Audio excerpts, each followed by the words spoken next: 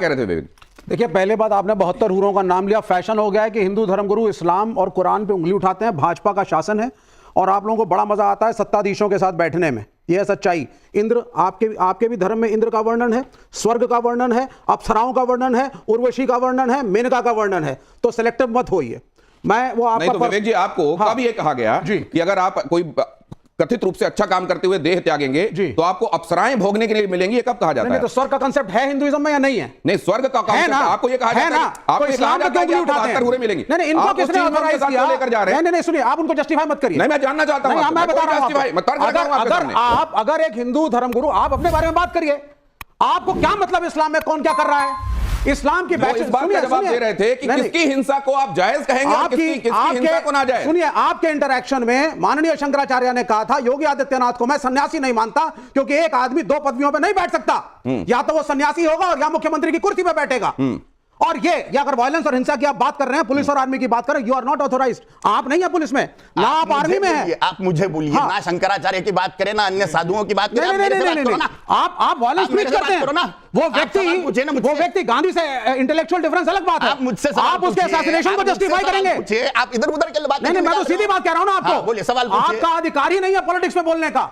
आप ये कैसे? क्योंकि आप वायलेंस को जस्टिफाई करते हैं। आप वायलेंस को जस्टिफाई करते हैं सोशल लाइफ में। अधिकार है कि नहीं है ये घोषित करने वाला आप कौन हो? मैं इसलिए क्योंकि मैं इस देश का नागरिक हूं और आप इस देश में कम्युनल हार्मोनी को डिस्टर्ब कर रहे हैं। आप इस देश में कम्युनल हार्मोनी को डिस्टर्ब कर रहे हैं। आप कुछ भी, आप गांधी के असैसिनेशन को जस्टिफाई कर रहे हैं। आप कुछ भी, और आप कह रहे हैं कि असैसिनेशन सही था। विवेक जी, मुझे धर्मगुरुओं से और आपके पाखंड से डर नहीं लगता। विवेक जी, बिल्कुल बोलूंगा मैं। आप अच्छी बात करते, आप अच्छी बात करते हैं, मैं आपको 24 पर आता। तू सड़ी बात नहीं करने का, मुद्दे की बात करो। मैं पाखंडी हूं कि नालायक हूं कि कमी ना हो, इससे आपको क्या लेना देना? इसलिए योग्य बात करिए। आप वायलेंस को जस्टिफाई करते हैं सोशल लाइफ में। मेरा ऑब्जेक्शन है। उत्तर का तो बहुत भारी पड़ेगा। नहीं, बहुत भारी पड़ेगा। क्या भारी पड़ेगा? बहुत भारी पड़ेगा। मैं यहाँ से उठ के कुछ भी कर सकता हूँ, नहीं करने का, नहीं करने का, ये सवाल लेफ्ट का नहीं बनता है। लेफ्ट तो सारी क्रांतियों को हिंसा से कराता है। क्या चीन की क्रांति अहिंसक थी? मैं सिर्फ शांति की बात कर रहा हूं। नहीं, सुनिए, हम डेमोक्रेसी में है ना। नहीं, देखिए, सवाल ये है जो आपने कहा कि हिंसक और उसकी बात आप कर रहे हैं। यहां पे हिंदू धर्म में किसी को यह नहीं कहा जाता कि तू 4 लोगों को मार दे काफिरों को जाके तो तुझे ऊपर 72 हीरे जमा करेंगे और जन्नत में। पर ये जस्टिफाई करते हैं गोडसे को? ये बात ये करते हैं ना जस्टिफाई गोडसे को? तो भी बात ही नहीं आई। गांधी के असैसिनेशन को जस्टिफाई करते हैं। सम्मान्य व्यक्ति है, इसमें कोई संशय नहीं है। हमारे फिर हमारे सम्मान्य व्यक्ति, आप मानो ना मानो, देखो हमारे गांधी सम्मानित है। ये हमारी वर्ड यूज करिए। देखिए, 2 बात शब्द यूज किया गया है। एक सेकंड, देखिए, 2 बातें। एक तो गांधी जो है वो एक प्रैक्टिसिंग पॉलिटिशियन थे। गांधी कोई भगवान नहीं थे जो उन्हें भगवान बना दो और गांधी को कोई क्रिटिसाइज नहीं कर सकता। एक मिनट, वी एग्री। अब मैं अगर गांधी के शब्द आपको एक याद दिलाता हूं। 1927 के अंदर स्वामी श्रद्धानंद का अब्दुल रशीद ने कत्ल किया था। स्वामी श्रद्धानंद चुपचाप वो शांति अहिंसक तरीके से शुद्धि आंदोलन करा रहे थे। गांधी का वो स्टेटमेंट उठा के देखिए, गांधी क्या कहते हैं। अब्दुल रशीद ने सही किया है, उसने जो भी कुछ किया है वो अपने धर्म को बचाने के लिए किया है। और आगे कहते हैं मैं उसके केस की वकालत करना चाहूंगा। पूरी हिंसा को, पूरे कत्ल को गांधी जस्टिफाई कर रहे हैं एक स्वामी के। और जो क्रांतिकारी अंग्रेजों को गोली मार देते थे उन क्रांतिकारियों की गांधी ऐसी तैसी करते थे कि हिंसा इस्तेमाल करते। पहली वर्ल्ड वॉर के अंदर जाकर के सेना के अंदर अंग्रेजी की रिक्रूट कराना खुद गांधी लिखते हैं खेदा के अंदर कि जिन गांवों में हम जाते थे आंदोलन को लेकर के और किसान हमें माला पहनाते थे, जब वहां पे पहुंचे कि अंग्रेजी सेना में भर्ती हो जाओ तो उन किसानों ने हमें घर में घुसने ही नहीं दिया।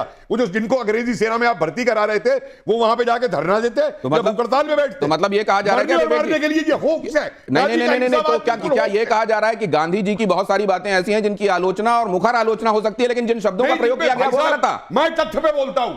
अगर मैंने जो बोला है कोई ऐतिहासिकली गलत साबित कर दे, मैं आज बोलना। मानवी तनेजा जी से मैं ये बात समझना चाहता हूं। मानवी जी, गांधी जी के संदर्भ में टिप्पणियां, क्या गांधी जी की समीक्षा ही नहीं होनी चाहिए, कोई आलोचना ही नहीं होनी चाहिए? या आलोचना हो अगर तो इन शब्दों का प्रयोग नहीं होना चाहिए। और नाथूराम गोडसे को कभी भी देश का हीरो नहीं कहा जा सकता। आप इस तरीके देखिए, बिल्कुल भी नहीं बोला जा सकता। पहली बात तो ये कि अपने आपको महाराज बोलते हैं। महाराज मुझे किसी एंगल से लगते नहीं है। आपकी जो भाषा है बहुत ही खराब है। एक महाराज की भाषा बहुत अच्छी होनी चाहिए, बहुत ठीक होनी चाहिए। ऐसी भाषा होनी चाहिए जो लोगों को सुन करके अच्छा लगे, ना कि गंदा लगे। आप गाली दे रहे हैं, महाराज होकर आप गाली दे रहे हैं। और उसके बाद महात्मा गांधी जिन्होंने कुछ किया, आप गोडसे को सलाम कर रहे हैं, शर्म आनी चाहिए। प्रियंका क्या कह रही है सुनिए जरा। प्रियंका क्या कह रही है? Priyanka Let me speak, please. Let me speak. Let me also speak. एक सेकंड गोडसे जिंदाबाद, गोडसे जी की विजय हो। मैं कह रही हूँ आप बोले, आप स्वामी हैं ये ना, एक आप सेकंड, स्वामी एक हैं ना, सेकंड, एक सेकंड, आप एक सेकंड। बोले, नहीं हूं, मैं कोई साधु संत नहीं हूं, मैं महाराज शर्म आनी चाहिए, नहीं, शर्म मान आनी लीजिए, चाहिए। मान लीजिए, आप अपनी जगह- गांधी जी आप अपनी जगह पे चलें। हमारे लिए कितना आप अपनी किया, जगह पे- आप उनके आप- ऐसे कह रहे हैं। आप अपनी जगह- आपके लिए क्यों? आपके लिए क्या होगा? अगर गोडसे जिंदा होता तो वो गोडसे का सांप बना होता। बात- गोडसे जीवित होते तो मैं उनका फॉलोअर होता। मोदी को ये जिंदाबाद कह रहे हैं, शर्म आनी चाहिए।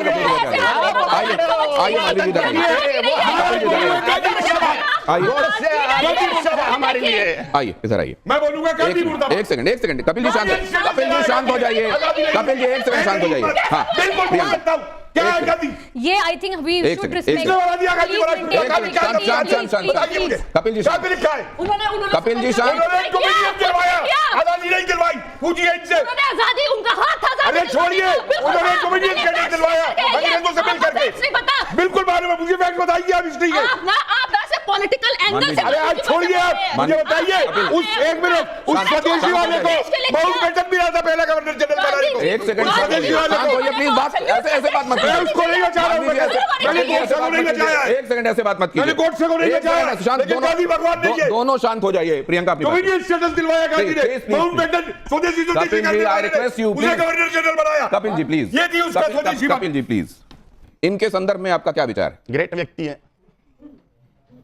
तो आपको मालूम है कि जब भी नाथूराम गोडसे को किसी ने हीरो बोला या महात्मा गांधी के संदर्भ में कुछ गलत बोला गया, वो नरेंद्र मोदी को कभी रास नहीं आया। उन्होंने इसकी भर्त्सना की, इसका खंडन किया, इसकी हमारे निंदा मम्मी की। पापा को भी बहुत सी बातें रास नहीं आती हमारी, फिर भी हम 100% मम्मी पापा को कहां फॉलो करते हैं?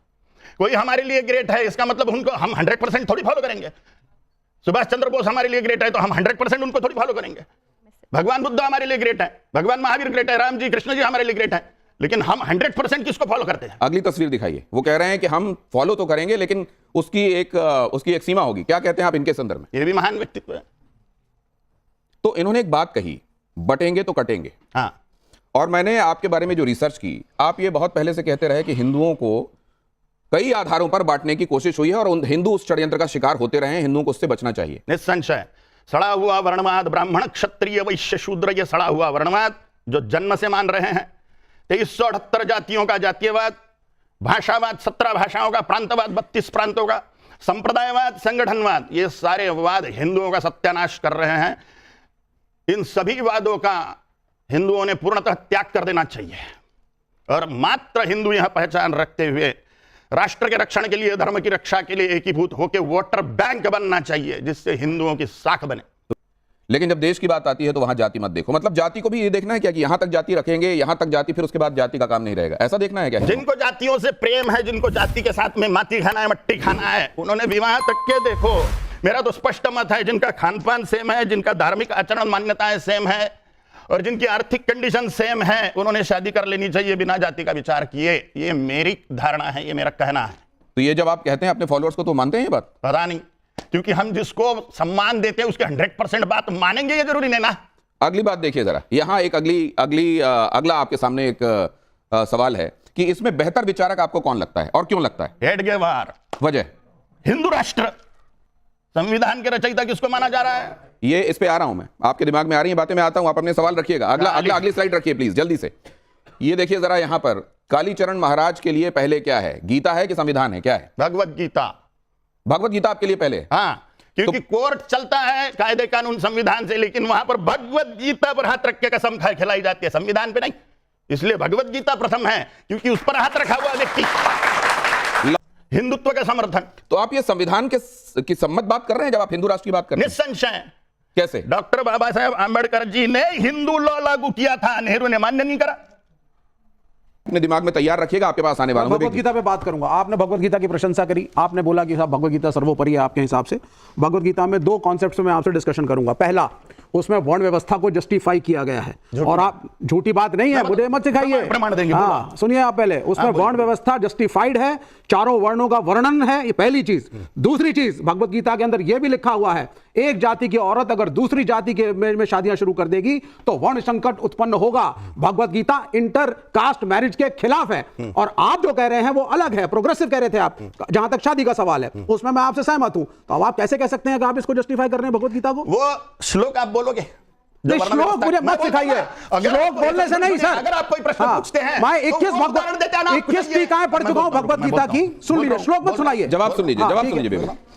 चातुर्वर्ण्यं मया सृष्टं गुणकर्म विभागशः तस्य कर्तारमपि मां विद्य कर्तारम् अव्ययम्। ये वो श्लोक है। चारों वर्णों की रचना मैंने गुण और कर्मों से करी हुई है, जन्म से नहीं।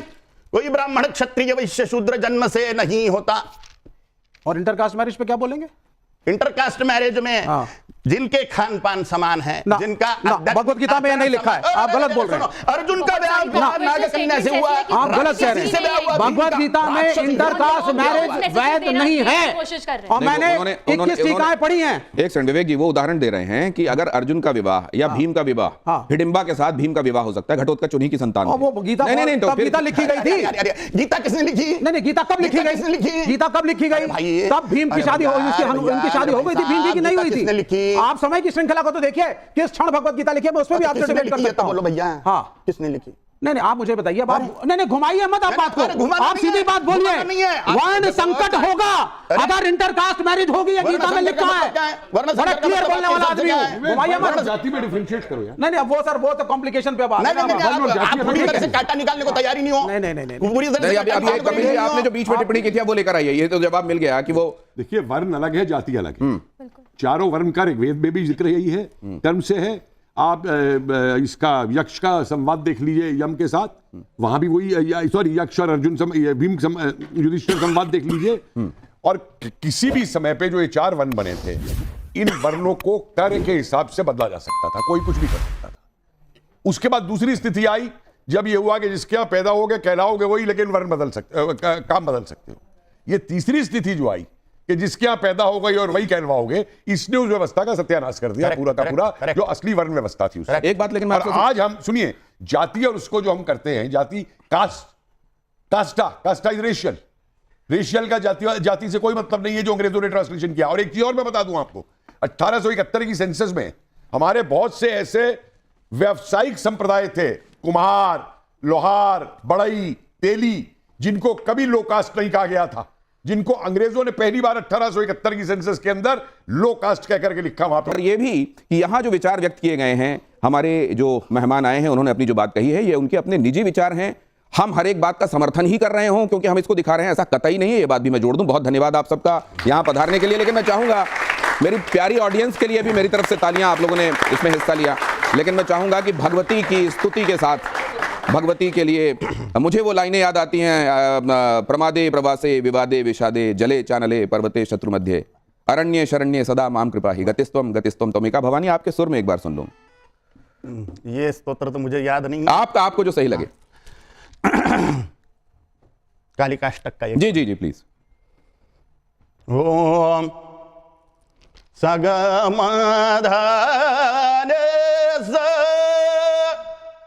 सन्यधामगधनि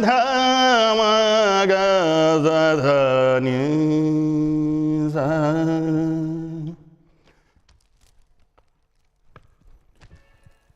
ओम